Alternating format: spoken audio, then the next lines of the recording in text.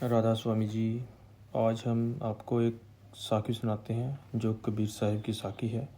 साखी का नाम है जो कुछ किया साहिब किया। तो शुरू करते हैं। कबीर साहिब ने मगहर से काशी में रिहाइश कर ली थी और वहीं सत्संग करना शुरू कर दिया था। उनका उपदेश था कि मनुष्य को अपने अंदर ही परमात्मा की तलाश करनी चाहिए।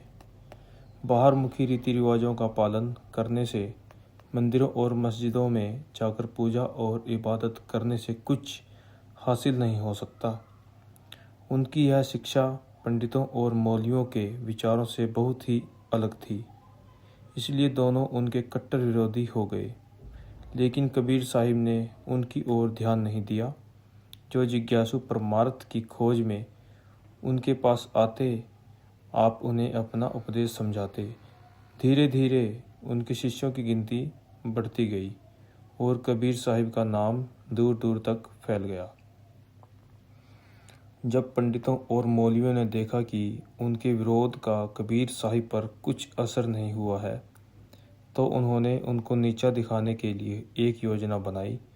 उन्होंने काशी और उसके आसपास यह खबर फैला दी कि कबीर साहिब बहुत धनवान हैं और अमुक दिन एक धार्मिक पर्व पर बहुत बड़ा यज्ञ कर रहे हैं, जिसमें भोज भी किया जाएगा। जो चाहे इसमें शामिल हो सकता है।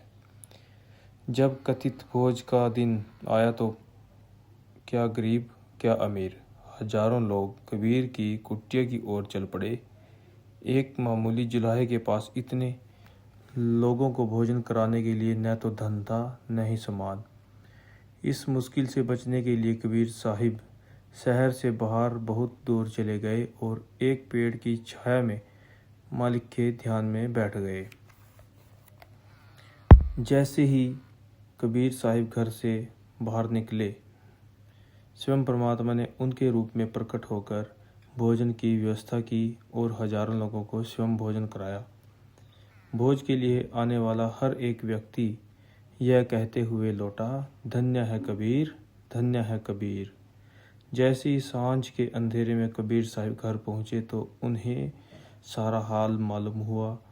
आप खुशी में कुल मालिक का शुक्र करते हुए कह उठे, ना कछु किया न करी सका, ना करने जोग शरीर, जो कछु किया साहिब किया, ताते भया कबीर।